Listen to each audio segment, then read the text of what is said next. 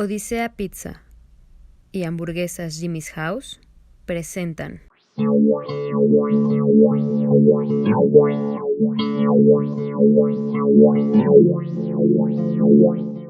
Hola, ¿cómo están? Sean bienvenidas y bienvenidos a Trastornados Podcast, un programa en el que hablaré de algún trastorno emocional o psicológico y que las personas que me acompañan en la mesa desconocen totalmente. Esto para poder aterrizarlo y llevarlo lo más cotidiano posible y que conozcamos con cada tema qué trastornos tenemos. Yo soy el George y me acompaña nuevamente Chang. Pues aquí seguimos, qué bueno que nos están acompañando y pues todavía estamos en la ciudad del BTC, del Bitcoin y de las pupusas, entonces pues a seguir disfrutando de este país que pues, nos ha cogido bastante bien, ¿no? Bien, bastante rico, caluroso. Sí. Nos hemos vuelto un poquito más alcohólicos porque sí se antoja la chela, ¿no? Todos los días al menos una, porque sí, el calor. Y tenemos un gran invitado también de esta tierra, pero que radica mucho en Miami, tengo entendido. Alex Monterrosa, bienvenido a Trastornados y que súper chido que seas un trastornado más. Claro, es parte de un club que somos todos y a veces no nos damos cuenta hasta que alguien nos lo dice. Claro. Y no hay manera de objetarlo. La ventaja es que aquí sí te etiquetamos. Entonces, aquí nos identificamos bien. Totalmente. Entonces, pues si sale algún trastorno, mira, eres bienvenido. Y los semejantes siempre nos atraemos, así que es sí, definitivo. Pues entramos con el tema, vamos a darle candela porque luego el tiempo se nos va como agua. Puede que todos los seres humanos pasen por situaciones muy estresantes que afecten la manera en que piensan, sienten, se desarrollan y actúan. La mayoría de las veces las personas se recuperan fácil y rápidamente. Sin embargo, hay ocasiones que pasan de una situación de estrés intenso, como en el caso de lesiones, muertes de familiares, de amigos cercanos o algún tipo de violencia. Y esto puede afectar a largo plazo. El sujeto podría sufrir este trauma en forma directa o podría ser testigo de algo totalmente catastrófico.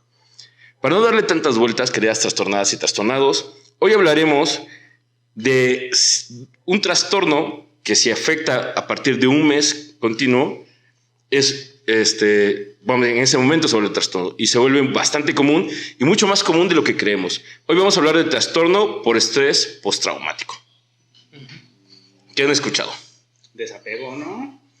Debería. Desapego, gente. No, pues sí, es bastante común. No sabía que era un mes. A mí me parecía como el duelo lo vives mucho más tiempo. A veces dicen que un año como para recuperarse de algún rompimiento, hay que darle tiempo para curar las heridas. Pero creo que más bien es eso, como somos demasiado apegados a las cosas y a las personas, es que nos cuesta bastante trabajo justamente llevar a cabo nuestro duelo, nuestra cuestión de, como dijiste, estrés postraumático.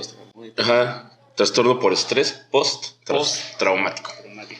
Sí, me suena por ahí de que es cuestión totalmente de los apegos y pues una comunidad tan apegada como es la latinoamericana, pues no se diga, ¿no? Apegos, falta de herramientas, falta de autoconocimiento y otras cosas que vamos a hablar y les voy a mencionar lo que puede llegar a provocar si no está bien manejado. Yo pienso que en parte también es mucho desempoderamiento propio que nos lleva a ceder nuestro poder y a pegarnos a esas cosas donde sentimos que está nuestra seguridad, nuestro valor y empezamos a etiquetar esas personas, esas cosas, esos trabajos, profesiones como nuestra área segura, olvidándonos de nosotros mismos y cuando ya eso se tambalea como todo, entropía, okay, es necesario, el estrés es necesario para vivir una vida sana. Sí. Los niveles de estrés elevados sostenidos son los que nos matan. Y es sostenido porque no queremos soltar las cosas mismas que nos están dañando, ¿no? Entonces, en ese sentido, sí creo que el duelo, como tú dijiste, es algo que tiene que pasar, lo tenemos que vivir y el tiempo que el duelo dura va a depender según la situación, si es un divorcio, si es una muerte de un familiar. No creo que sea la situación, creo que ese es el individuo, ¿no? Depende de tu capacidad de resiliencia, que esa es la forma. Esa es la palabra, sí. Es como te recuperes, igual al siguiente día ya estás, pues, de modo, aceptándolo. O sea, tampoco no vas a dejar de lado que te duela o algo. Y la experiencia no se olvida, ¿no? Eso va a continuar ahí. ¿Y qué es lo que aprendimos de ella? Total, sí. Sí, pero creo que más que todo, porque sobrevaloramos muchísimas cosas en cuestiones materiales, en cuestiones de personas, idealizamos muchísimo a las personas, idealizamos muchísimo las relaciones y tenemos incluso hasta la forma de hablar es de perdí a cierta persona y pues, no te pertenecía en primer lugar, ¿no? Nada más te perteneces tú mismo. Y un proceso natural de trascendencia que todos venimos a vivir y a experimentar. Sí. En cuestión también de educación, de que pues no nos educan o hay tanta relación con la muerte que no la hay. Al menos en México nos hasta burlamos de la muerte. Sin embargo, cuando hay algún evento de muerte, sufrimos muchísimo, ¿no? Y es como pensaría que ya lo tendríamos que tener mucho más digerido y no es así. No, en realidad no. Solo es una embarrada de creer que nos burlamos o somos burlones mientras no nos afecte directamente. ¿Por qué? Porque yo me puedo burlar con memes, con comentarios, con chistes, pero si lo tengo a flor de piel, entonces digo, qué mal comentario, Sí, me estás ofendiendo, tú como no lo has sufrido y no sabes lo que yo siento. Entonces sí se vuelven unas dobles tripas morales muy grandes. Sí, los típicos chistes en los velorios, ¿no? Donde hay alguien sufriendo ese duelo y llega alguien y trata de alegrar el ambiente y crea esos memes y va a crear, con tal de tratar de crear un ambiente más tranquilo, más ecuánime, pero terminas llevándolo al otro extremo.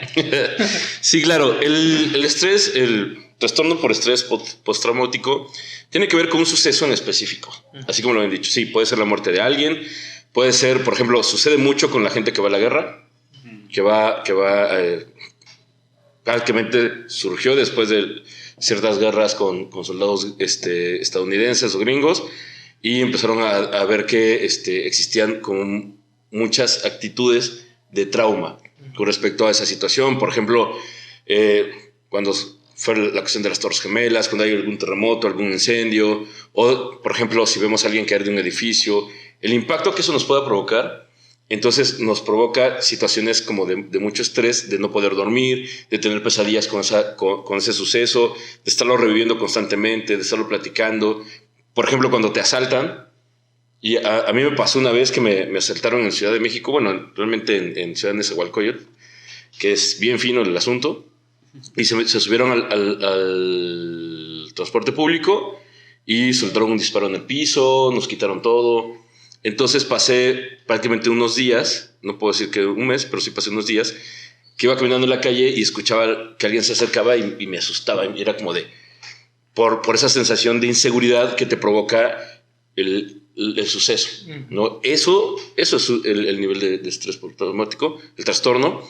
Entonces, pero si no se trabaja, si no se lleva bien a cabo, si no lo superas, eso puede provocar muchísimas otras cosas, ¿no? Por ejemplo, y ha sucedido mucho con algunos asesinos seriales que pasaron algunas situaciones en los niños, cuando eran niños, entonces se les quedó marcado, ¿no? Tanto el suceso les provocó tanto estrés que empezaron a provocar otros sentimientos como odio, desinterés, como sentimientos de venganza, muchas otras cosas, por una situación. El hecho de que su mamá les haya pegado o que algún tipo de violación, algún tipo abandono, etc. Ajá, exacto. Sí, pero la acumulación de eventos que no hayan sido tan traumáticos, pero que sean como muy frecuentes, es decir, no sé, pérdidas constantes, esto de que te están asaltando o que no haya sido incluso algo tan fuerte como para volverte asesino serial, pero el hecho de acumular tantos también te puede llegar a ser un asesino o un trastorno bastante fuerte. Sí, de entrada vas a provocar o te puede provocar un odio social. Vas a empezar a criticar y vas a ir en contra del sistema por el simple hecho de que o el gobierno, porque es gobierno, y porque yo le echo la culpa a alguien, ¿no? Por ejemplo, a un amigo le mataron a su hermano y en automático fue culpa del sistema y fue culpa del gobierno. No fue culpa de las decisiones que tomó mi hermano. No fue culpa de que él decidió ir, asaltar, drogar. De su atracción propia, porque al final del día eso es lo que atrae. Sí, claro. De lo que él como persona decidió hacer, porque las oportunidades ahí están, ¿no? Uh-huh. Claro, si en cuestión de crecimiento o dinámica familiar, pues no te las dan y te trabas y te trabas y trabas y pues no, por más que quieras no puedes estudiar, no puedes otras cosas que otras personas pueden hacer, pero puedes canalizar esa falta de oportunidades en sobrevivir o tener como ciertas cosas. En este caso, cierta cantidad de hermanos, todos deciden como estudiar algo y él decide no, y él decide irse por otro lado. Entonces, una vez que pasa el suceso, es culpa del sistema. Entonces, ahora cualquier figura de gobierno es mi enemigo. Y empiezo a crear un odio social y empiezo a castigar. Probablemente no llegue a matar todavía, ¿no? Pero si empiezan a suceder otro tipo de cosas, como tú dices, mataron a mi hermano y de repente corrieron a mi mamá, la pareja de mi hermana le pega, entonces ya empiezo a ver que la sociedad es un caos, entonces ahí puede haber una desviación. Sí, te pintas la cara como payaso y vas al metro de Tokio a matar gente. Por ejemplo. Igual, quién sabe cuál era su modus operandi, pero... O, por ejemplo, puedo empezar a atacar a ciertos funcionarios o ciertos líderes. Y estamos viviendo mucho de eso en los últimos 2 años con todo el tema de COVID, donde todo el mundo trata de buscar a alguien a quien culpar, a alguien quien tiene la razón, con conspiraciones, teorías conspirativas de que las personas dicen, no, esto están haciéndolo por esto, y en realidad todo el mundo tratando de ver a dónde está el tema, y el tema está en uno mismo. Al final del día es en uno mismo, precisamente por la atracción y por el ambiente de que nos rodeamos, porque como las células nosotros somos influenciados por las personas que nos rodeamos y las situaciones que vivimos. Sí, por eso no dejamos de ser entes totalmente sociales, ¿no? Así como totalmente bloquearlo a que somos uno mismo y que no nos puede afectar o tenemos que tener totalmente la protección uno mismo, también sería minimizar lo que la sociedad influye sobre nosotros. Entonces, más bien es una mezcla. Sí, la sociedad, y de hecho somos totalmente sociales en cuestión de simplemente nuestros... Fuimos creados así, fuimos creados para poder, bueno, los semejantes se atraen. Sí. Fuimos sí. como un grupo de células. Pero digo, no está totalmente errado echarle la culpa a la sociedad o como tal, pero más bien sí debe de ser como una mezcla, a mi parecer, de las dos circunstancias, de la capacidad de resiliencia que puedas llegar a tener, pero eso también te lo da el ente familiar y también el ente social. Entonces creo que es como todo un conjunto. Y pienso que eso que tú dices, que no es totalmente errado, yo estoy totalmente de acuerdo con eso por la razón de que todo tiene que tener un punto de partida. Para mí, y no viene a ser un error tampoco, para mí la falla sería no aprender de ese error, no querer cambiar ese entorno y no querer cambiar las circunstancias, porque mientras nosotros repetimos los patrones de conducta, reciclamos las experiencias. Por eso, a mí siempre me asaltan. A mí siempre me pasa. Esa palabra, por ejemplo, se ocupa mucho en este tipo de situaciones, ¿no? Sí. El de siempre... hacerte la víctima. Ajá. Sí. Y vivir en la parte de víctima totalmente. En el ámbito religioso dicen, Satanás se está metiendo conmigo. Digo, ¿para qué lo dejas? Si ese fuera el caso, ¿para qué lo dejas? Me explico. Entonces siempre hay algo a que apuntar. Satanás tiene los derechos de, ¿cómo se llama? De todo incluido, ¿no? Igual madre, él tiene multifacético. Multipass. tiene derecho a pasar hasta los vestidores, entonces. Pero sucede justo mucho eso, el dejarle al otro el poder. Tú comentabas, el no tener yo el control. Tengo control de mi estrés, tengo control de mi enojo. Bueno, pseudo control de mi enojo, de ciertas cosas, pero le doy el poder al otro para poder solucionarlo. No lo soluciono yo, porque como es culpa del otro, entonces el otro tiene que solucionarme mis pedos. Por eso ves que las campañas presidenciales, las campañas gubernamentales siempre radican en ¿qué voy a hacer yo por ti? Sí. Ese salvador que todos necesitan, este es el que necesitamos. Y cuando no lo hacen, ¿qué pasó aquí? Me equivoqué en el voto. No, te equivocaste en no empoderarte, tú recuperar ese poder. Y cuando lo hacen, se enojan. Y lo mismo a lo opuesto es correcto también, en el sentido de que a este le va bien siempre esté quien esté, porque es que no depende del que está. Claro. Depende de lo que estamos hablando, de tu reciclamiento de experiencias. Y si te quedas donde estás, o sigues evolucionando aprendiendo de ellas, porque de lo que nos pasa, especialmente en este tipo de trastornos, lo que no podemos perder es la lección. Sí, hay que saber hacer un análisis de lo que sucedió y no negarnos a que realmente nos afectó. ¿Por qué? Porque, bueno, como síntomas, el hecho de a lo mejor puedes llegar a empezar a tener pesadillas, a esta sensación de inseguridad que te puede provocar pues, el ambiente donde vives, donde estás, el no querer salir, a lo mejor te puedes retraer y no querer comentar o platicar con otras personas. Entonces, ¿por qué? Porque lo primero que sucede es que me vi vulnerable ante el mundo, ante mi mundo, en la situación que haya pasado, ¿no? Que si me saltaron, que si me dejaron o que si me encontré a mujer con otro güey, o sea, me siento vulnerable. ¿Por qué? Porque creo que yo tenía el control de mi mundo y de repente pasó algo que yo no sabía, o sea, no estaba preparado, entre comillas, de que fuera a pasar. Ahora, el problema es lo que tú dices, querer tener el control. Uh-huh. Ahí es donde todo se te desequilibra. En el momento que cliente que lo tienes o lo quieres tener, ahí empezó el descontrol a suceder, pero es parte de la vida, la entropía. Sí, pero también la forma de cómo nos han educado, de justo que tenemos que planear todo y no que no se nos vaya ningún detalle, entonces salimos justamente de calcular cada paso, cada intención. Sí. Y otra también es, creo que estas sociedades, al menos en Latinoamérica, de que no nos permitamos sentirnos vulnerables, de que nos afectó, de no hablar de nuestros problemas y todo, un ente muy, muy machista, sobre todo seguramente que a los hombres nos afecta más un evento así, por esta cuestión de que nos han dicho de que no podemos ni llorar, que si lloras... O sea, los hombres no lloran, dice. Sí, sí, de que no hay estas cuestiones de vulnerabilidad masculina, ¿no? Cuando todos deberíamos de tener esta, pues, derecho de poder... Porque lo relacionamos desde el aspecto machista, correcto, sí. y se nos olvida que en realidad hombre o mujer llevamos ambas energías, la energía femenina y la energía masculina, y el llorar no es algo típico de solo la energía femenina,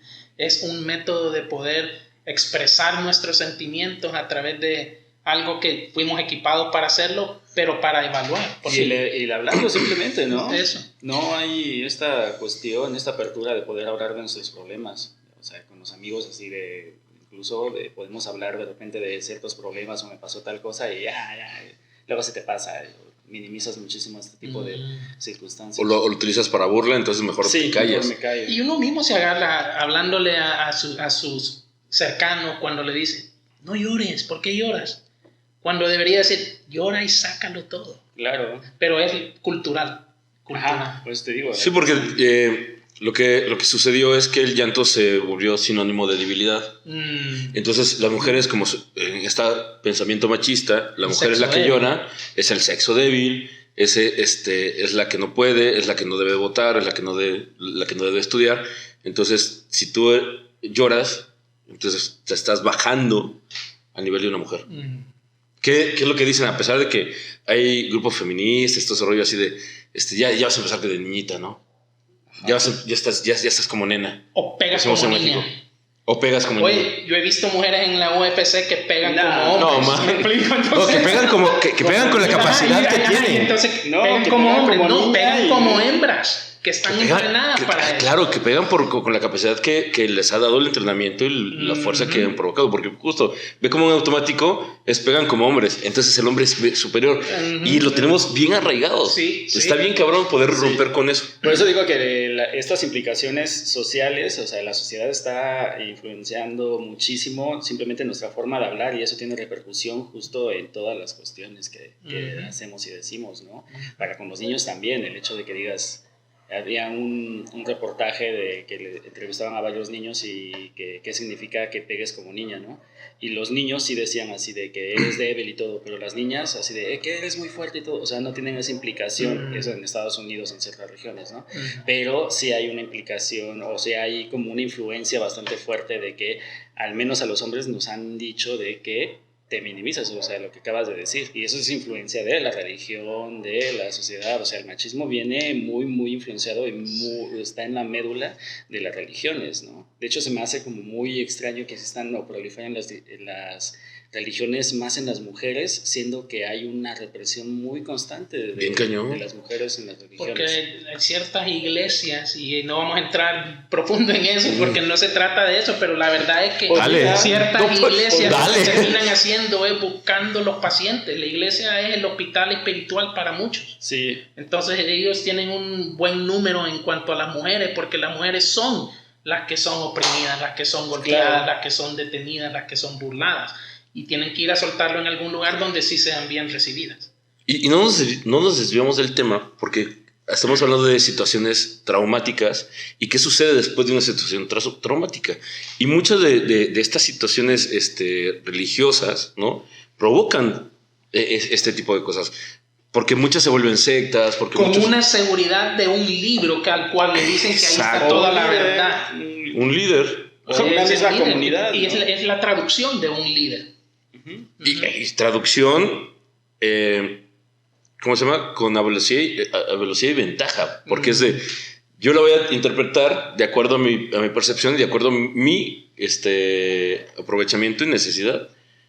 Entonces, le digo al que tengo enfrente que tiene una mayor necesidad de pertenecer a algo, de encontrar como el camino de algo, porque los seres humanos, lo hemos platicado en este programa varias veces, necesitan creer que existe algo superior al mismo hombre y algo que pueda ser como alcanzable, externo al hombre, claro.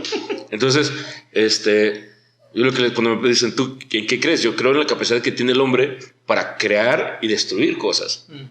Y ahí también estamos sesgando un poco el vocabulario, porque claro, tiene que ser la capacidad que tiene el ser humano, porque el hombre no tendría que ser igual ser humano. También esa cuestión que en la comunicación está muy, muy arraigada, está bastante. Pero ahí están las tiras del control, ¿no? En hacerte creer que es así, que es en lo externo donde vas a encontrar tu poder y te sacan de ti mismo y ahí te quedaste. Entonces pasas un trauma y el trauma sí te lo dejan adentro.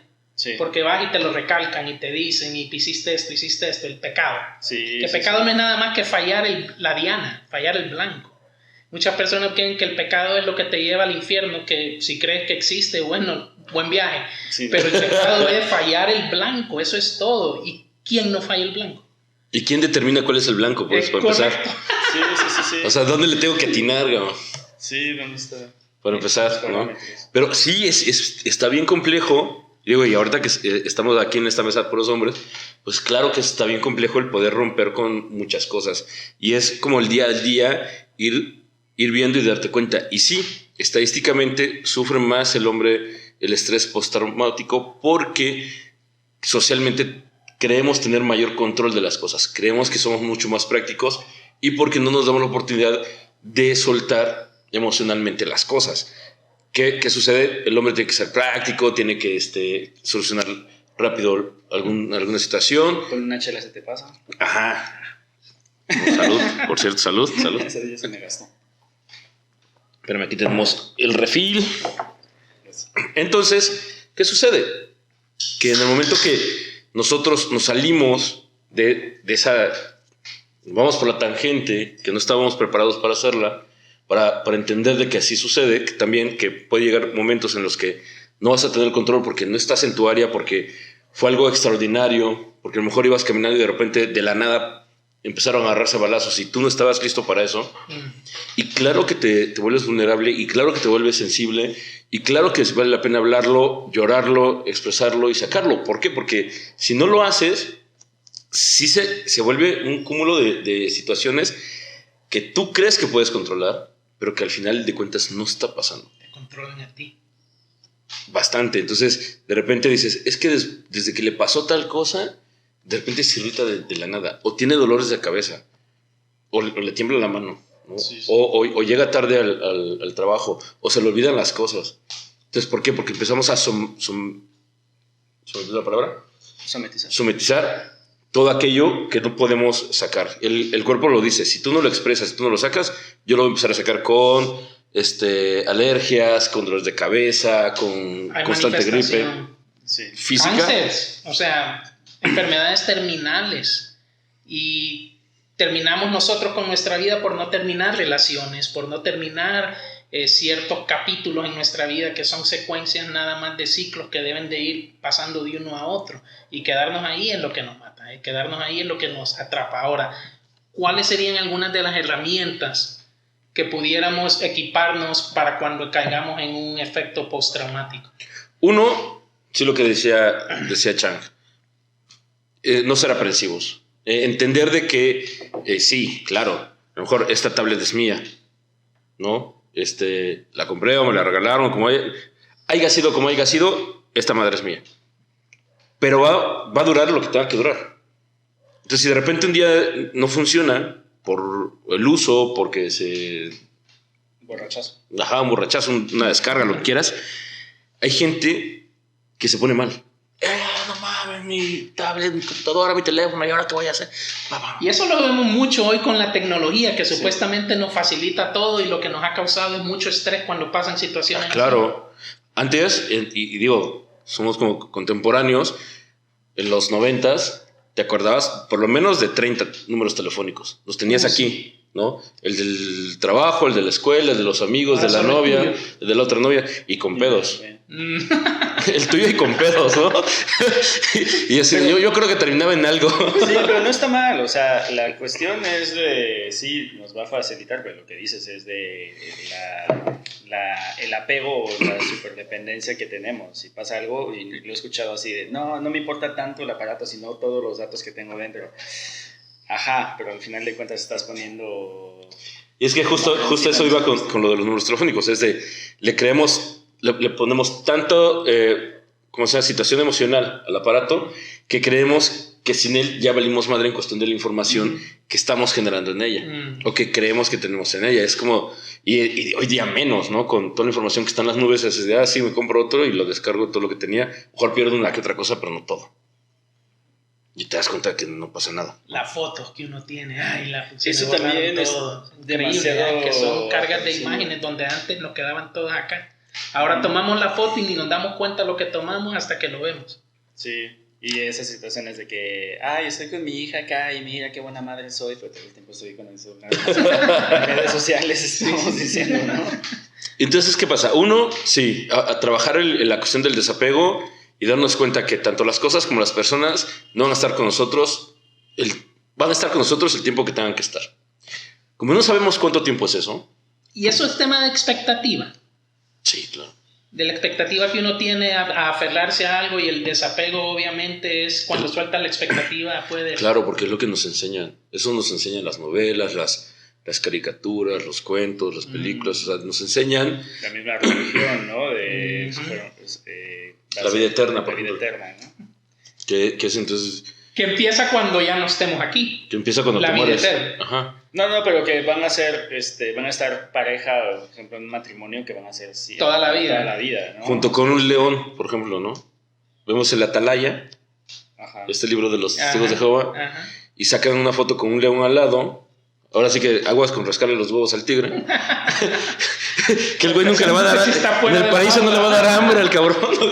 Digo, con todo el respeto que merecen, pero a lo que voy es... Sí hay que ser como mucho más aterrizados, porque manejamos muchas fantasías con respecto a la expectativa, como bien lo dices, de lo que debemos como seres humanos tener. ¿Y por qué debemos? Porque pareciera que es una norma. Si terminas una carrera universitaria, te tienes que casar. Entonces, si ya te casaste, tienes que tener hijos. Y otra vez la sociedad está haciendo medias del asunto, ¿no? Porque son estándares o son protocolos sociales que supuestamente deberían... Que ellos siguieron y ahora quieren meterlo a uno en el mismo rollo. Entonces, cuando te aparece algún hijo, algún familiar que es homosexual, ¿qué dices? Yo prefiero que a los 15 años llegue embarazada a que llegue con un novio. O con una novia, ¿no? O el chico así de, yo prefiero que embarace una morra a que llegue con un novio. Por los estándares y por lo que supuestamente está establecido. Y por lo mismo que iniciaste esa frase. Yo prefiero. Porque cada vez que hablamos con alguien está cada quien tratando de impulsar su creencia y su agenda propia. Y cuando el otro no la hace, uy, qué mala onda eres. No, estamos imponiendo, De sobre todo hecho, a nuestros familiares, a nuestros hijos, estamos imponiendo justamente cuestiones de, no sé, cosas que nosotros no estamos logrando. Hay algo ahí de que no le permitimos ser como es. O postraumas de cosas que no pudimos tener. No pudimos crear ese vínculo de apego que es lo que buscábamos, ¿verdad? Y no lo pudimos tener, ahora queremos que ellos lo hagan. Sí. Voy a ir a la base del estrés postraumático.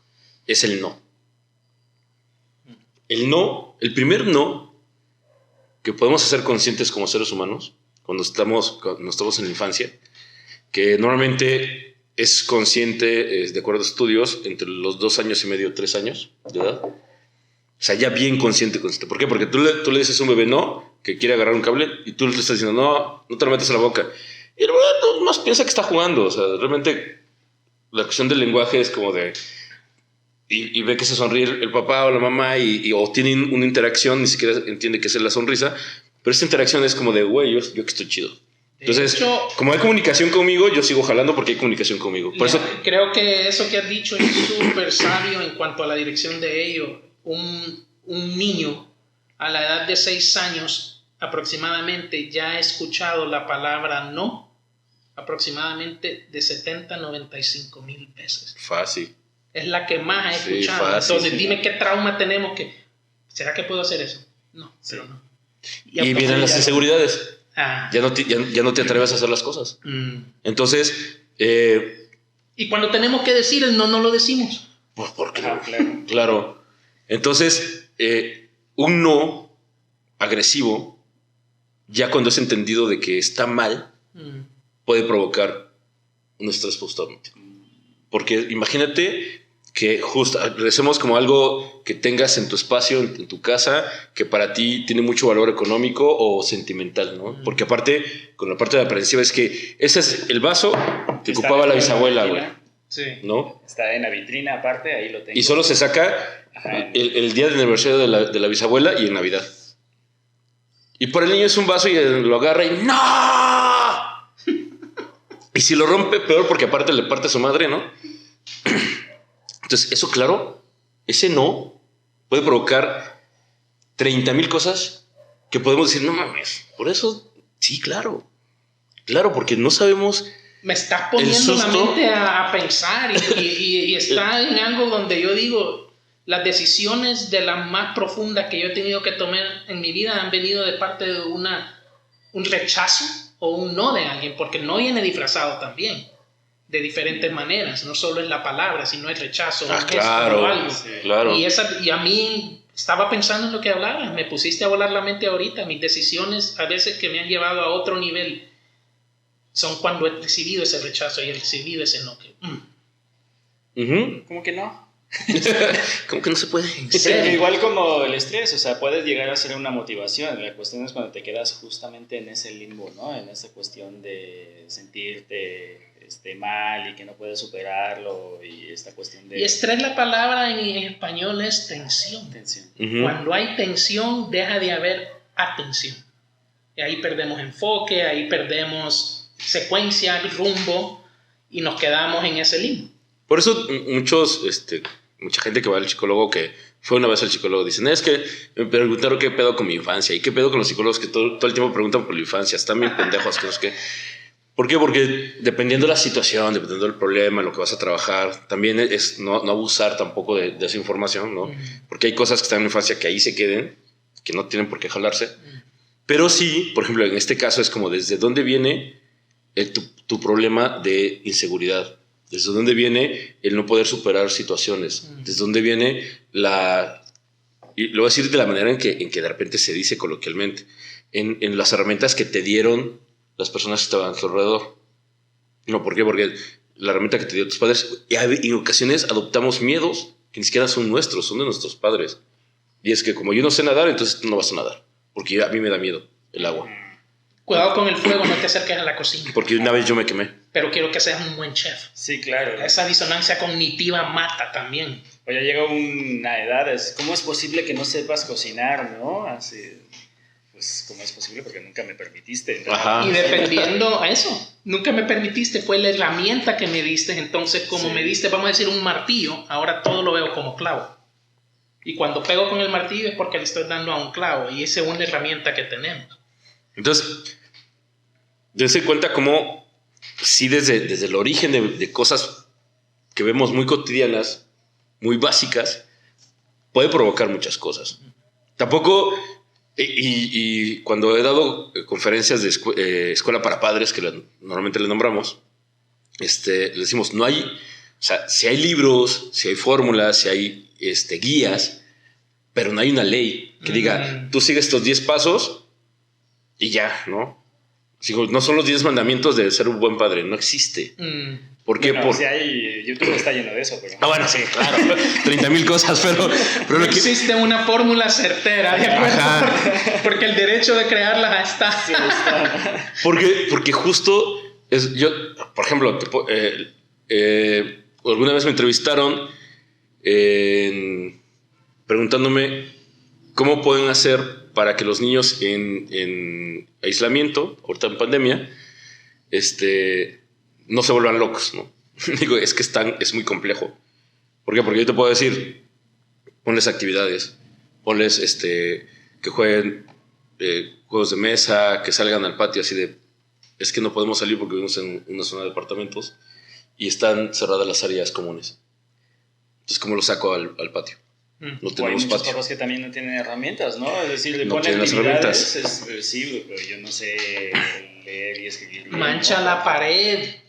O sea, que ponte creativo, expresa la energía, porque al final lo que se contrae es esa expresión y métodos de expresar lo que tenemos adentro. El reportaje fue porque el reportero que lo hizo, que es amigo mío, me dice, es que quiero que hablemos porque mis sobrinas se empezaron a tirar tierra por arriba y se dieron baños de tierra como si estuviera lloviendo. Dice, eso fue como nos cagamos de risa. Pero el pedo fue que llegaron y el taxi del papá, con plumones que no se despintan, lo empezaron a escribir y empezaron a rayarlo. Y le digo, pues claro, porque tienen toda esa necesidad de son niños. No los puedes tener encerrados. Nosotros podemos pasar todo un día, y más si nos da como cierto nivel de depresión, echados viendo tele, y entre que nos dormimos, despertamos, comemos, cagamos, y no nos bañamos, y ahí estamos sin mayor problema. Pero un niño no. No. Y un niño a la media hora de juego es de ya quiero jugar a otra cosa. Y llora si no juega otra cosa. Claro. Así como llora si no come a las 2 horas. Es total. Entonces, me he perdido qué era la idea de eso, pero a lo que voy es, claro que es totalmente determinante cómo... ya me acordé que iba con la de la escuela para padres. A lo que voy es, podemos dar muchas herramientas, pero al final de cuentas lo primero que tenemos que ver es, uno, cómo es la dinámica social, cómo es la dinámica familiar, el núcleo familiar, porque cuando tuve la oportunidad de trabajar con niños y mis primeros 5 años como psicólogo, lo primero que preguntaba es, ok, ¿con quién convive el niño? Aunque llegue el papá o la mamá con el niño al consultorio, es con quién convive, con quién se queda realmente todo el día. Porque tú eres la mamá, pero a lo mejor la influencia viene del primo, del abuelo, del tío, del hermano mayor. De la ayuda doméstica. De la persona que está ahí. Entonces, por ejemplo, el video muy famoso de la niña que le dice que le pones Selena en la radio y empieza a bailar la niña, ¿no? Y no habla nada de español, pero la canción la canta perfectamente porque la chica que les ayuda en casa... pues todo el tiempo está escuchando la canción de Selena, ¿no? Y el papá así de como, ¿qué pedo? ¿De dónde? Entonces, ¿desde dónde viene la influencia? Y desde dónde viene justo cómo está marcando las personas que le rodean. Y también de muchos niños en Ciudad de México que hablaban mixteco, ¿no? Porque venía mucha gente de la zona mixteca a trabajar en labores del hogar y los niños terminaban hablando mixteco. Ajá, por ejemplo. Entonces... ¿a qué voy con esto? Que claro, nosotros podríamos exigir y decir hay que hacer esto, hay que hacer lo otro, hay que manejar aquello, hay que manejar allá, pero en realidad tenemos que ver cómo es el origen, cuál es el inicio. ¿Por qué? Porque cuando tiembla, por ejemplo, cuando hay un temblor, cada quien va a reaccionar de una forma diferente por las herramientas que trae, por las herramientas que tiene, por las herramientas que nos dieron. La experiencia que ha vivido. Y al mismo tiempo por los miedos e inseguridades que fuimos adaptando constantemente. Que tú mencionaste al inicio el 9/11 y todavía se están lidiando con el efecto postraumático del 9/11 de eso. Por ejemplo. Y ahora tú escuchas terrorismo, te dispara todo. Ese es como un switch, ¿no? Que todos quedamos adentro con él. Por ejemplo, vi una entrevista para preparar este tema, una entrevista de una señora española sobre el 11 de marzo, ¿no? En Madrid, que fue después del 9/11. Entonces, ella mencionaba que lo que más sentía, que fue como este efecto mariposa, ¿no? Dice, sí, normalmente me levantaba tarde, pero ese día se me hizo un poquito más tarde, como 3 minutos más tarde. Entonces, normalmente me iba con mis amigas en el tren. Cuando llegué a la estación, literalmente vi a mis amigas que iban en el vagón y nomás les hice así, de que no alcancé. Entonces me subí en el tren de atrás, cuando de repente, ¡pum! Entonces mis amigas sufrieron mucho más daños que los que sufrí yo físicamente. Me salgo de la estación, alcanzo a ver como personas, con una persona no pude quedar y con otra sí, entonces me siento culpable porque no fui con mis amigas, tendría que haber sufrido lo que ellas sufrieron. ¿Por qué me dormí? ¿Por qué me quedé dormida? Y empieza con este estrés y que le ha cambiado la vida un suceso desde hace muchos años. Entonces, eso es el estrés postraumático. Lo que sucede, por ejemplo, hay a nivel individual y a nivel social. Y hay gente en Ciudad de México, bueno, sí, más que todo en Ciudad de México, que en el resto del país, más que el terremoto del 2017, que fue el último, se sigue conmemorando mucho el del 85. Y la gente que vivió ese terremoto del 85, muchos se fueron a vivir fuera de la ciudad por eso, y los que se quedaron, porque he tenido la oportunidad de ver personas cuando tiemblan en Ciudad de México, literalmente se tiran al piso y se bloquean. Buscan dónde correr. Más bien yo creo que buscan dónde morirse, porque ni siquiera corren, o sea, literalmente se quedan congelados. Así, y empiezan a llorar, pero a llorar de verdad, y seguramente lo vivieron de niños. Y eso es porque el efecto postraumático causa confusión cuando se te vuelve a presentar. Y cuando estamos en un estado de confusión, ¿qué sucede? Nos paralizamos por completo. ¿No han andado manejando ustedes alguna vez buscando una dirección y dicen, chingado, pero el GPS dice que es acá, no es acá? ¿Qué hago? Paramos el coche, bajamos la ventana, apagamos el radio porque queremos buscar ese tipo de enfoque o por lo menos ver hacia dónde vamos. Y eso sucede en todo de la vida, no solo cuando manejas el coche. Y un estado de confusión siempre te va a llevar a tomar las decisiones más necesitadas. Y el que juega por necesidad pierde por obligación. Sí. Entonces, hay estreses sociales. Por ejemplo, estas personas que se bloquean por algo que sucedió hace 30 y tantos años, ese miedo de repente ni siquiera es de ellos. Porque yo recuerdo muy bien, a mí me tocó un terremoto muy fuerte, igual que se cayeron edificios y eso, y ya, fue pues, un terremoto, y tenía 8 años, fue un terremoto y ya, y me han pasado otras cosas, pero de repente al ver el estrés que eso provocó en la familia, el ver que la mamá casi se volvió loca, que la hermana no sé qué, entonces más que la situación en sí, es lo que provoca la situación alrededor. Y la inseguridad que me provoca, lo vulnerable que soy con respecto a la situación en realidad de lo que pasó. Entonces, ¿qué tendríamos que hacer? Sí, como prevención, conocer qué herramientas tenemos y ser conscientes de que sí somos vulnerables y que lo somos siempre, lo somos hasta en nuestra cama, en nuestra casa. Aquí mismo grabando. Totalmente. En vacaciones es cuando más accidentes en casa hay. Porque los niños es cuando más se golpean, brincan, los papás ya no saben qué hacer porque cambian totalmente la dinámica que es más constante de que no estén. Entonces es cuando más accidentes hay. Y es en tu propia casa. Y estadísticamente los accidentes suceden, por ejemplo, automovilísticos, está documentado a 3 millas, que vienen a ser 5 kilómetros a la redonda, donde supuestamente tú conoces mejor el ambiente, tú estás más en control, queriendo buscar ese control, y ahí es donde pasa algo. Y se convierte en las novatadas, ¿no? Decimos, ay, qué novatada. Y claro. Novatada es una repetición de errores más constante que el que no es novato, que el que es experto o es profesional. Pero nadie está exento de eso. Aquí donde estamos grabando, ahorita, acá afuera está bien tranquilo. De hecho, es como una privada. Y ya nos tocó 2 veces ver un brother que sube y baja, que parece que está en la autopista y que trae un Porsche, ¿no? Así de, ¡boom! Y se frena de trancazo en la reja, así de, güey, ¿qué pedo? Y tú puedes, hasta podrías venir caminando en medio de la calle tranquilo, porque dices, tendría que ser tranquilo. Y no falta el vecino loco que se siente dueño de todo el lugar, ¿no? Claro.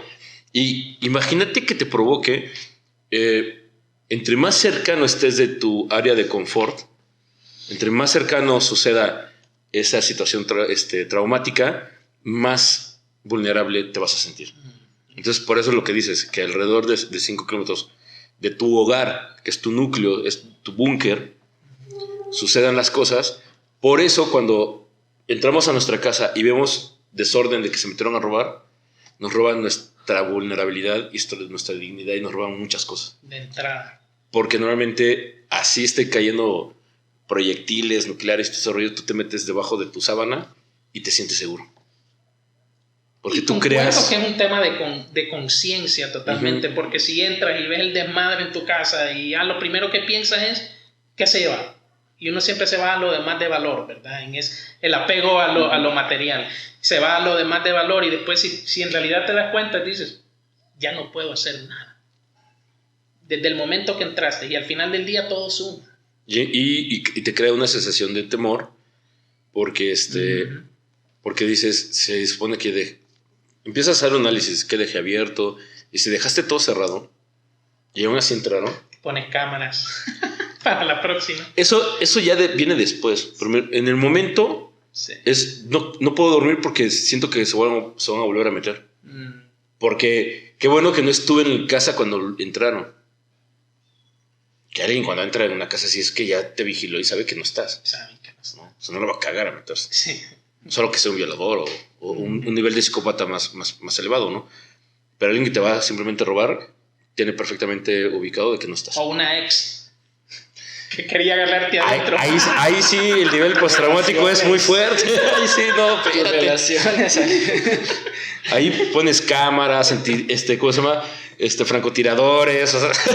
Pastores alemanes. No, bueno, ahí sí hasta exorcismos. Pero sí, entonces, lo primero que provoca es la cuestión de la vulnerabilidad, la inseguridad. Entonces, ¿qué es lo que tenemos que hacer? ¿O qué sucede en terapia, por ejemplo, con estas personas? Es, platicamos el suceso, la situación, y determinamos justo como una etimología de cómo sucedió, por qué sucedió y qué es lo que tienes que hacer para prevención. El recuento de los daños, literalmente, diría Gloria Trevi. Y de ahí empezar a crear una situación de, ok, ¿qué herramientas tienes para prevenir que no vuelva a suceder? Y es a mis pacientes les digo, qué bueno que pasó. Digo, no eso, a veces otras cosas que la riegan a nivel emocional. Digo, qué bueno que pasó, porque ahora te vas a dar cuenta de que, bueno, 1, sigues viva. 2, ya tienes experiencia. Y 3, ahora vamos a poner prevención. Volviendo a no perder la lección, ¿verdad? Porque si la perdemos, aplazamos y hay que repetirla. Y la vamos a repetir hasta que la pasemos. Y se pierde por una cuestión de vergüenza. Bloqueas de decir, no quiero saber, no quiero ser consciente. Me da vergüenza sentir que la cagué, me da vergüenza. Culpabilidad. No sé, culpabilidad totalmente, eso siempre. No me vuelve a pasar. Pero ni siquiera lo haces consciente de que no me vuelve a pasar. Más bien lo bloqueas para no sentir en ese momento esa angustia, esa frustración y esa tristeza que la situación te pudo provocar. Y miedos y temores. Entonces, ¿qué haces? Bloqueas. Y no lo haces consciente y lo mandas totalmente al inconsciente. Te blindas. Pero ¿qué pasa cuando hacemos eso, que no lo resolvemos o no lo trabajamos? Se va al inconsciente. Entonces cuando viene, no sé, el tipo de luz que sucedió en ese momento, me empiezo a sentir incómodo. Ya no estoy cómodo donde estoy. Ya quiero llegar a mi casa. no, mejor no pedimos, mejor nos quedamos. Mejor no vamos. No saques el coche. No, mejor sí no vamos en el coche. Y entonces, pero ya, güey, ¿qué te pasa? Si lo hemos hecho muy bien. Pero entonces, ¿por qué? Porque no lo tengo trabajado. ¿Y qué pasa cuando un trastorno, los que han visto el programa, que se vuelve trastorno cuando afecta nuestra vida cotidiana? Cuando laboralmente ya no estamos bien. ¿Por qué? Porque es más fuerte lo que me está pasando que trabajar. Familiarmente, socialmente, particularmente. Entonces ya no puedo estar y me provoca gran conflicto. En este caso, en este tipo de trastorno, como es algo en específico y es una situación traumática, por eso es como en teoría todos tenemos la herramienta de decir, ok, me saltaron ayer, hoy fui a demandar, resolví, puse no sé qué, y ya, por lo menos en 15 días tendría que sentirme como tranquilo de que no volverá a pasar. El problema son los procesos, ¿no? El hecho de que vas a demandar y decir, ¿qué estabas haciendo? Y, o sea, te comienzan a cuestionar como si la víctima... El juicio propio. Ajá, como si... No, es que las autoridades, el culpable es la víctima. Y te hacen sentir bien pendejo. Sí. ¿Cómo que por qué la violaron si usted andaba una falda puesta? ¿Verdad? ¿Cómo no te querías que te asaltaran si caminaste por esta calle? Sí. Ahí no se camina, joven, ¿no? Sí. ¿Cómo? Una vez estaba con una computadora que una universidad donde trabajaba me la daba, nos prestaba como a varios catedráticos. Estaba con la computadora y estaba en ese entonces con la BlackBerry, y lo puedo decir porque ya desapareció. Entonces, ya no es Gold. Estaba con mi BlackBerry. Pero si nos dices tu edad con eso. Ya, bastante. Y con las canas que tengo, no te preocupes. Entonces estaba pasando información de la BlackBerry hacia la computadora en un restaurante. Entonces llegaron los brothers en una moto, éramos pocos comensales, nos metieron al baño y se llevaron todo. Fui a levantar la denuncia porque tenía que hacerla para poder llevarlo a la universidad y que no me cobraran el equipo. Y justo me hicieron sentir así. Como por qué saqué mi computadora o como por qué tenía que trabajar ahí. Y dices, güey, pues porque... somos libres de... Ajá, y porque tendría que estar seguro, porque no tendría por qué pensar que... Porque no vi el manual que ustedes querían que hiciera antes que me lo dieran. Entonces, fue una hora de estar ahí cuestionándome porque al final me dijeron, bueno, por el tipo de delito, el protocolo es que lo hagas por teléfono. Entonces, llegué a mi casa y así de, bueno, ¿y cuándo puedo ir por mi hoja? ¿Cuándo ir por mi hoja? Te salía mejor pagarle el equipo de regreso. Sí. Porque el proceso postraumático, lo haces muchísimo más intenso, porque no solamente tienes que... estás repitiendo la historia y repitiendo. Pero eso sería bueno si tuviera la capacidad los mismos policías o la gente que te está tomando el dictamen en el Ministerio Público, de saber cómo llevar las cosas y que te sientas bien, te sientas cómodo y todo, pero no, te hacen sentir mal y eso puede incrementar justamente el estrés. Es decir, viví esta situación súper fea y aparte me están bajando los ánimos al Ministerio Público. Bueno, hay profesiones que si las vemos cuando uno sabe que tiene que ir a visitar a ese tipo de profesionales que van a hacer algo en ti, un dentista. Ya vas con un estrés anticipado por el de todo. Lo hiciste y ya me dio. Y eso es así de todo. Sí. Claro. Pero lo que dice Chang es real. O sea, imagínate, de por sí ya sufriste un trauma, lo que haya sido, y las autoridades te lo triplican. ¿No? ¿Por qué? Porque de repente, imagínate una mujer con un nivel de violación y que te hagan sentir que tú eres culpable porque te violentaron. Una minifalda. Ajá. Y aparte tiene derecho a vestirse como sea, como quiera. Como quiera, ¿no? Sí, porque nosotros nos ponemos minifalda y no nos pasa lo mismo. No es la minifalda. No. Me explico. Es cuestión de... sucedió. Es cuestión de atracción. Estabas en un punto donde se dio eso. Como platicaba nuestro invitado anterior, ya terminando el programa, que una vez lo agarraron unos maras, y que le preguntaron sobre tatuajes y él no traía. Entonces no le hicieron nada porque no traía tatuajes. Y ese era el identificador. Y es como, yo tengo tatuajes y se me paran, ¿qué? O sea, para ellos, ¿qué significa esto? El distintivo es ese, ¿no? Entonces, imaginemos que me golpean allá en la calle porque traigo tatuajes. Pues, ¿qué va a decir la autoridad? A ver, por pendejo, ¿por qué traes tatuajes? Como si no tuviera yo derecho de... Usa manga larga. O usa manga larga, ¿no? Vístete diferente porque ya la cagaste. ¿Qué es lo que sucedía antes en los trabajos de decir, te desnudaban para ver si te días tatuajes y no te doy trabajo? Y que eso, por lo menos en México, ya en la Ley Federal del Trabajo ya cambió. Sí, No, y está cambiando por todo el mundo. Hoy si no eres tatuaje, no has hecho nada. No tienes un tatuaje, no has hecho nada significativo en tu vida. Que tampoco, pues, ¿no? Que tampoco, pero... Tampoco, pero es la manera que lo están proyectando para llevarlo al otro extremo. Sí. Más bien es como lo que dice Chang, es... Tú te viste como quieras, tú te haces lo que quieras. Habrá quien dice, a mí no me gustan los tatuajes o me da miedo, pero me pongo un piercing o me pinto el pelo de verde. Eso, la bata no es el médico. Total. ¿No? Así como Ni la túnica. Ajá, hace el pastor, ¿no? Ni el cura. Ajá. Entonces, podrás pararte ahí enfrente y decir... Mire, me acuerdo pues creciendo... Mi hogar nunca fue un hogar así muy religioso, especialmente creciendo éramos católicos. Pero a la entrada de la casa mi papá había comprado una Biblia, de esas Biblias que eran así, con las páginas todo alrededor doradas. Estaba a la entrada de la casa. Pero no éramos ni católicos, o sea, ni siquiera íbamos a la iglesia y la gente llegaba y decía, han de ser. Y es relacionar según la etiqueta. Eso es todo. Una cuestión de pertenecer. Eso. Sí, pues aquí en El Salvador sacaron un pliego petitorio sobre el hecho de cómo deberían de ser los nuevos dirigentes en El Salvador y decían, tienen que estar bajo el evangelio. Eso es discriminación. Si alguien con todas las cumplimiento de la ley puede llegar a ser político y puede tener un cargo público, no tiene por qué limitarse a seguir o no el evangelio de lo que tú quieras, ¿no? Entonces es discriminación. Con eso, con las cuestiones políticas, religiosas y cómo te vistes, no debe ser una limitante para hacer ni siquiera un trabajo o un cargo público. Yo he visto mucho ese cambio. Radicando en Miami he visto una transición que ha pasado de lo más lo más flashy, lo más que se resalta a través de marcas. Las personas que normalmente usan su identidad está detrás de la marca que usan. Y ese es su escudo y ese es su carta de presentación. Son símbolos de prestigio que lo llaman ellos. Como que si andar una camiseta negra te quita el prestigio.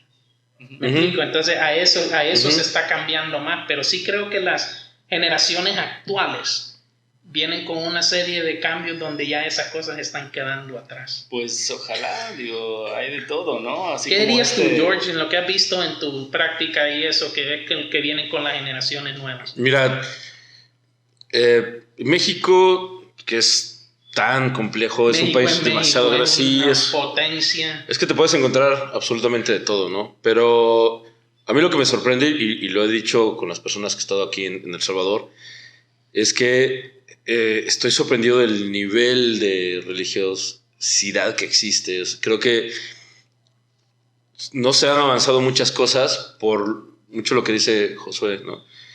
No hay...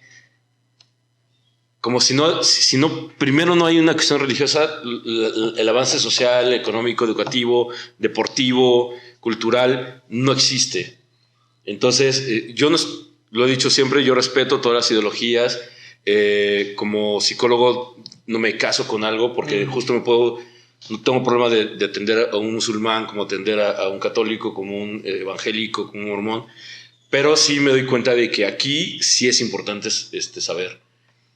Y es como prefieren como hablar con el pastor que hablar con el psicólogo. O si van con el psicólogo, pues está mal porque no es es una cuestión de ciencia, no es una cuestión religiosa. Consejo matrimonial a un cura que nunca ha estado casado. Por ejemplo, ¿no? Y que tiene totalmente distorsionada la cuestión sexual. Y que, digo, no sé de dónde salió que los curas no tenían que coger, por ejemplo, ¿no?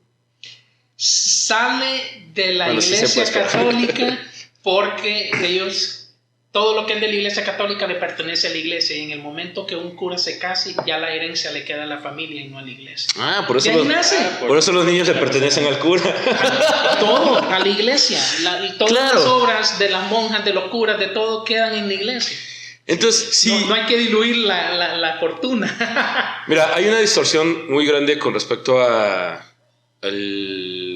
poder que ejerce cualquier tipo de doctrina con respecto al ser humano. ¿Por qué? Porque ahorita podemos hablar de evangélicos, cristianos, católicos, pero también vienen todas estas sectas que han existido. El coaching como tal es una secta. Sí, y te están obligando, te están diciendo que si tú no llevas esa línea de coacheo que ellos te están enseñando, no vas a alcanzar a ser un líder, no vas a alcanzar a tener dinero, alcanzar tus sueños, y te ponen literal, ¿no? Pon el coche que quieres, pon el refri para que lo alcances. El problema es que cuando le alcance ese coche ya pasó de moda, cabrón, ¿no? Y es que si no haces ese tipo de coaching y no sigues las reglas que alguien más te dijo, no eres líder.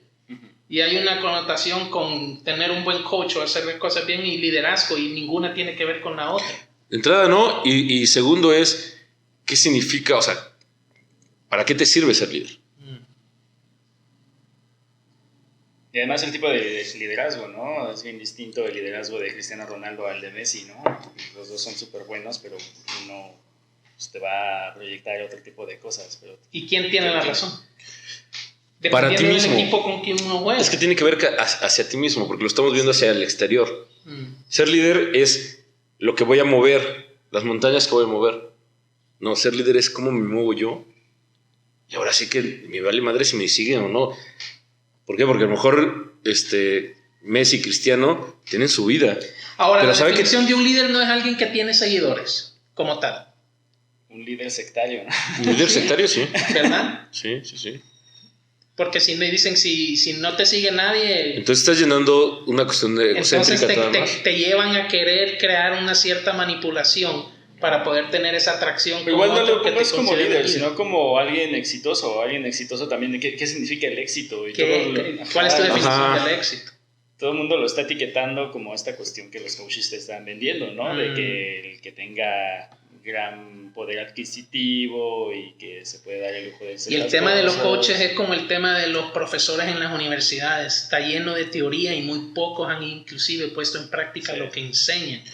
Ajá, lo han visto reflejado en los resultados de otro individuo y dicen, esto es lo que él hizo porque él me dijo que eso hizo, eso voy a ir a enseñar. Y están diluyendo la información y diluyendo la esencia de lo que en realidad el mensaje es. Sí, eso es muy, muy grave, la verdad. Lo he comentado en otras ocasiones. Cuando terminé la universidad me invitaron a dar clases en la universidad donde yo estudié y al vicerrector le dije que no. Y le dije, es que voy a dar... Mis profesores dan como las notas de algo. Entonces yo voy a dar las notas de las notas. Porque mis referencias son la información que me dieron, no lo que yo he vivido. Un tiempo me arrepentí porque no tenía trabajo y no tenía dinero. Dije, puta, ¿por qué no me quedé con el trabajo? Pero al final, cuando tuve la oportunidad de dar clases, ya cuando después de muchos años tuve la oportunidad de dar clases, ya traía mi propia experiencia de otros compañeros con los que platicábamos, colegas de la misma generación, situaciones, ya había visto otras cosas, leído otras cosas, entonces era como, ahora sí y sí eso puedo. Trae practicidad. Sí, y al final siempre les decía a mis alumnos, cuestionen lo que les digo, porque probablemente investiga algo y está bien tarado y ustedes se van a quedar con la información que les Pero les ¿cuándo digo. fue la primera vez que tú oíste cuestiónalo todo? Porque en la casa no nos enseñan eso, en la casa los niños no hablan.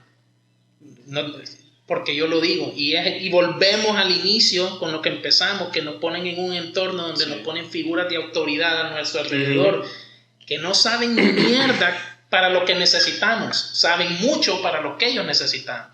Y ese es el tipo de coaching que tenemos. Y Sí, lo está damos bien, como cabrón. hecho porque es tu abuelo, tu abuela, pero nunca nos enseñan a ver el resultado de la vida o el nivel de felicidad que ellos han logrado. Y no lo evaluamos, solo lo damos por sentado que lo que ellos dicen es lo que hay que hacer porque es el maestro, porque es el cura, porque es el psicólogo. Por eso promover esta cuestión de pensamiento crítico, sobre todo desde niños. Así vas a tener ciertas reglas y todo, pero siempre cuestiónate, ¿no? Y si hay algún aspecto de que crees que yo debería de mejorar como padre, tienes que estármelo diciendo, pero no promovemos esta cuestión. Es muy autoritario de que no, y justo eso, de que si me cuestionas o si cuestionas la palabra del libro, va a ser pecado. Entonces te meten en cuestión miedo, esto provoca justamente que te rebajes y puedas hacerle caso en cualquier cosa o cualquier condicionamiento que te estén diciendo. Entonces es promover el pensamiento crítico. Porque aparte somos tan arrogantes que creemos que nuestra generación fue la mejor, güey. Claro. Y todo el mundo piensa eso, ¿no? O sea, todos, ves a cualquier chavo en su generación de bachillerato, de secundaria, mi generación fue la mejor, fue la más desmadrosa, fue la que no se hizo... Yo estoy convencido que la mía no fue la mejor. Bueno, hay sus Que nos excepciones. tengo que aprender es que yo estoy en una generación que era la transición de lo tradicional a lo que vivimos hoy en día. Y nos tocó aprender cosas que sí vienen a servir, pero que son herramientas que ya el calibrador del carburador ya no sirve. Uh-huh. ¿Me explico? Pero lo aprendí a usar. Ok, y ahora que toca aprender cómo trabajar en un carro eléctrico, porque ya el carburador no existe. Entonces sí nos ha tocado aprender mucho y creo que somos una generación que nos ha tocado ver los dos lados de la moneda y ninguna tiene la razón total. Y esos traumas a veces se quedan ahí atrapados porque quedaron con tradiciones que eran lo que aprendimos y no lo sabemos llevar a... Sí, claro, aún así nos cuesta entender por qué el reggaetón es como es, pero bueno, ya con eso cerramos. Pero ahí vamos, tratamos de entenderlo, Pero ahí vamos. El perreo.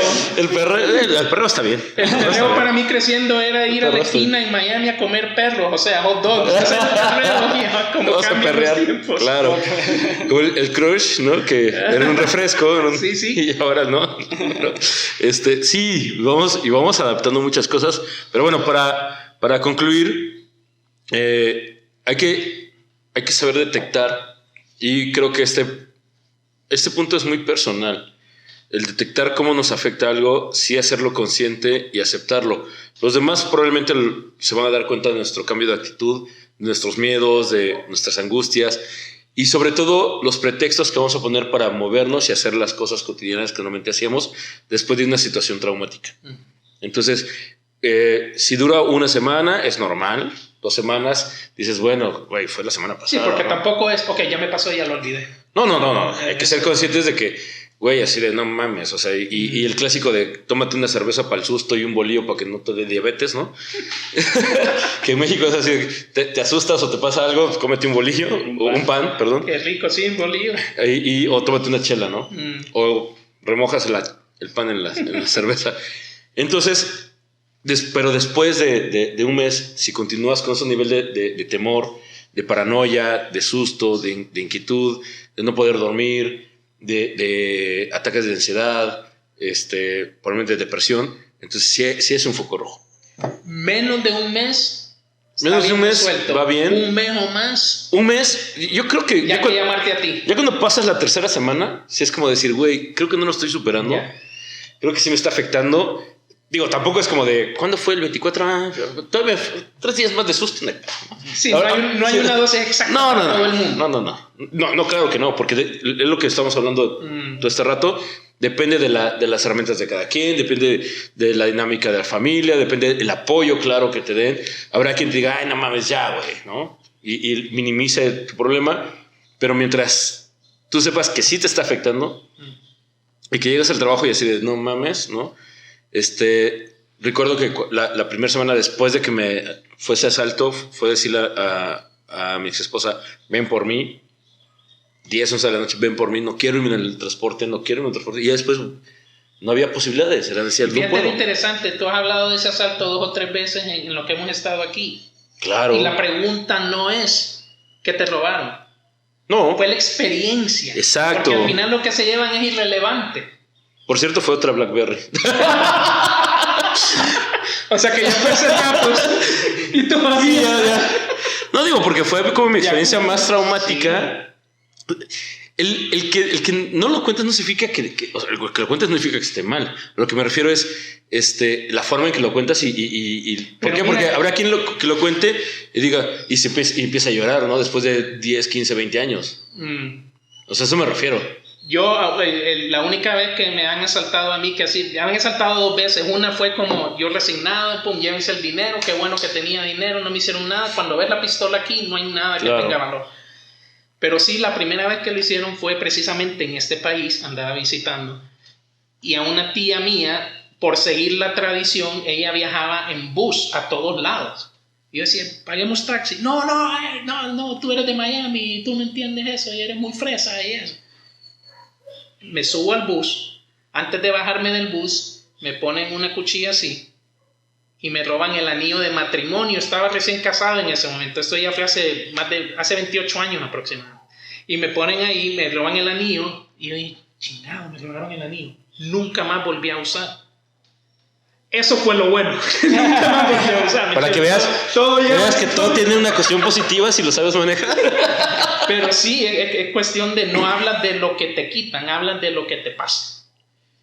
Y habrá quien, si hable de lo que te quitan, Sí, para bloquear. Por el mismo valor sentimental que tú decías. Y para bloquear lo que le pasó. Por una cuestión de bloqueo, por una cuestión de... Exacto. Entonces, ¿qué pones? No, y me robaron mi tablet, no mames. Y por ejemplo, y el anillo, y entonces me sentí mal porque no mames. Y ahora consiguieron hacer un igual, pero ya no es lo mismo porque no sé, fue el que me entregó, ¿sabes? Entonces le pones todo. Por ejemplo, ya para cerrar, un familiar que también conoces que estuvo en la guerra, resulta que después de que termina la guerra, su estrés postraumático no era soñar que le iban a disparar o que le iban a agarrar, sino que a él lo que le despertaba es que tenía un sueño recurrente donde él jugaba básquetbol y agarraban el balón y le hacían así. Entonces eso lo despertaba. Entonces, ¿qué hizo? Sus herramientas, las herramientas psicológicas que tenía, que a veces es muy inconsciente, es canalizas algo que puede ser muy traumático con algo cotidiano. Que en este caso eres de, güey, me van a dar un balonazo. Entonces, claro que te despiertas con el mismo nivel de ansiedad, pero canalizado, ¿no? Como disfrazado, escondido. Al final de cuentas, sí es importante trabajarlo, porque tienes ese sueño recurrente. Sí. Pero bueno. Alex. Ahora, los sueños son indicadores, para ir me interesa saberlo. Los sueños son indicadores mientras lo sigas soñando de que eso todavía está ahí. ¿Hay algún momento en que eso se va disipando y que ya no...? Dependiendo de cómo lo vas trabajando y cómo lo vas resolviendo. Claro, los sueños es señales del inconsciente que está... nosotros, hay mucha información que no sé cuánto hayas recorrido para llegar acá, 1 hora, 2 horas, cuántas imágenes tuviste en tu cabeza. ¿Cuántas personas viste, pero no le pusiste atención? Pero ahí están. Están grabados. Ya está el rostro ahí grabado, pero no está consciente. Pero ya está guardado. Es muchísima información. Entonces, tú de repente puedes soñar con alguien que según tú no conoces, pero que tu cerebro ya captó en algún momento de la vida. Entonces, cuando te llegas a topar con esa persona por cualquier cosa, así de, yo te conozco. Yo sé que te he visto en algún lado. Pero es que tu cerebro ya te lo guardó. Aunque sea en otra vida. Y lo dejamos ahí. Exacto. Alex, platícanos de ti, qué te dedicas, qué haces, dónde te pueden localizar, tus redes sociales. Yo soy salvadoreño de nacimiento, radico en Miami desde el año 82, cuando mis padres deciden salir de este país en el 80. Salimos por la guerra civil que hubo acá, como muchos de nosotros nos tocó hacer. Yo no me fui, a mí me llevaron y tuve la bendición de poder crecer en un país que para mí me abrió muchas puertas, me expandió la mente. Y eso a mí me ha encantado porque hoy en día tengo la dicha de poder viajar y frecuentar países por todo el mundo, especialmente Latinoamérica, y poder traer un poco de lo que sucede allá cuando muchos ni siquiera van a tener la oportunidad de ir por muchos temas que ya conocemos. Porque muchos no se quieren subir al tren La Bestia, otros no quieren ir a pasar el bochorno de que les nieguen una visa, porque ese es otro trauma. Personas que yo conozco aquí en este país. Entonces, allá me formé bajo la tutoría de mi padre inicialmente, que fue un hombre muy hábil para los negocios, y yo aprendí de él al grado tal que cuando empecé la universidad, después de los primeros 6 meses, me di cuenta que lo que el profesor me decía no resonaba en mí, y fui temorosamente a sentarme frente a mi padre, que es un ingeniero industrial graduado, y yo le dije, te tengo una propuesta, te voy a ahorrar dinero. No quiero seguir yendo a la universidad. Y me dijo, pero tienes que trabajar entonces. Pero tienes que hacer algo. Y yo, perfecto, hagamos eso. Y de ahí fui surgiendo, me pude rodear por ley de atracción de personas que han sido clave en mi vida, y he visto cómo uno, aun si la experiencia no termina bien, fue el paso para llegar a otro. Y hace ya aproximadamente 13, 14 años empecé a frecuentar más Latinoamérica, El Salvador en especial, que a mí me encanta ser salvadoreño. Y creo que eso es algo que estamos empezando a ver en esta cultura, no sé si lo han notado, donde el salvadoreño está como recuperando ese orgullo bastante. y esa sensación de, hey, soy salvadoreño, la tierra de las pupusas y las camisas lo dicen, pupusas y Netflix, ¿verdad? y el Bitcoin. Entonces, y lo que está surgiendo en este país, que uno sale y a veces dice, este es El Salvador. Sí. Entonces, ese cambio nos Sí, va está ayudando de sorprendente. esa seguridad, dejando traumas atrás que surgieron en este país y va como renovándose, ¿no? Entonces me ha encantado la mezcolanza esa y me he dedicado a desarrollar negocios. He pasado por procesos de coaching donde me di cuenta que algunos fueron desperdicios de dinero, ¿okay? Porque eran puras teorías, que fue lo mismo a lo que le oí en la universidad, pero he tenido la bendición de poder tener personas que han sido muy prácticos y personas que han hecho y que hoy en día estamos asociados, así que lo mío es llevar tecnología, oportunidad y conocimiento que a veces tarda mucho, aún con todos los medios que tenemos, de llegar a las vidas de muchas personas, y eso a mí me gusta, porque creo que es parte de un proceso necesario para evolucionar. Nosotros tenemos la fortuna que nos ven en algunos países. ¿Cómo te pueden localizar? ¿Asesorías contigo? ¿Dónde te Me pueden localizan? localizar, mi Instagram es alexmont305, mi teléfono se lo puedo dejar por si alguien te lo solicita o lo ponemos ahí en la página abajo, claro. donde lo que yo hago hoy en día, y yo represento un grupo que tenemos distribuciones maestras a nivel global para poder llevar conocimiento, llevar innovación, especialmente en el área tecnológica de nutracéuticos, donde hoy en día hemos pasado a una nueva era. La era anterior era crear productos donde los podía llegar a encapsular a través de crear en polvos y laboratorios, lo que todos conocen como nutrición tradicional, y el mundo va avanzando y hoy en día tenemos patentes únicas de productos que vienen en nanotecnología. Y se dice bien fácil, la palabra es bien corta, es nano, pero el llegar a nanotecnología es entender otro mundo. Es como tomar la luna, reducirla al tamaño de una canica en México, una chibola aquí en El Salvador, y poder, dice, ¿cómo metemos la luna aquí, a este apartamento? ¿Cómo? La reducimos de tamaño, la dejamos intacta y la metemos al bolsillo y ya la tenemos. Es como poder tomar una pelota de boliche, reducirla al grado tal que la podemos pasar por el ojo de una aguja. Y eso es lo que estamos haciendo ahora con laboratorios propios, personas que he tenido la oportunidad de asociarme, de crear el sistema de nutrición que son esenciales para que el cuerpo pueda mantenerse en ese balance que necesitamos y un efecto de absorción mucho más eficaz y biodisponibilidad del cuerpo en segundos. Lo que anteriormente, ¿cuánto tardaría anteriormente grabar este tipo de programa, tiempo y todo? Y hoy la tecnología nos facilita todo y hace todo más práctico, y es precisamente en el rubro que estoy ahora. Fabuloso. Gracias por estar acá. Un placer, gracias por la invitación. Chuck, tus redes, nuestras redes. Pues gracias por vernos, síganos, suscríbanse, estamos en todas las redes sociales como Trastornados Podcast, y estoy igual en todas las redes como @changosue, y pues nada, espero que haya sido el último podcast que estoy aquí, pero bueno, igual nos vemos muy pronto. Claro que sí. Pues bueno, es el último que grabamos en este país. Gracias a todo lo que ha sucedido en estos días, a la gente que viene. La verdad es que visiten El Salvador. Está muy chido. Hay muchas zonas, lugares, playas, montañas, ríos, muchas pupusas, mucha harina, mucha chela. Entonces, visítenlo, está poca madre. Y pues el siguiente programa ya estaremos grabando desde México nuevamente. En Facebook estoy como George Amaya, igual que en Twitter y en TikTok. En Instagram estoy como George2678. Sí les pido que se suscriban en TikTok para que podamos hacer en vivos. Apenas estoy entrando en eso y me doy cuenta que necesito tener 1000 seguidores para que podamos hacer como videos en vivo directamente desde TikTok, que tengo muchas ganas de hacer muchas cosas y dar tips en cuestión de psicología y mucho de lo que hemos hablado en los temas, hablar de diferentes temas que a ustedes les gustan. Y pues venga, les pregunto y te pregunto, ¿tú qué trastorno tienes?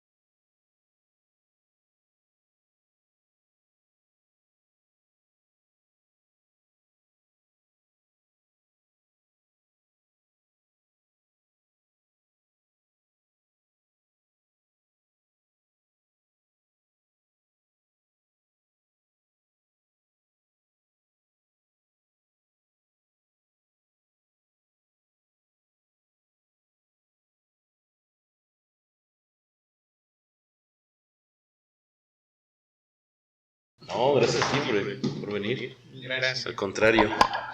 He aprendido muchísimo ahorita.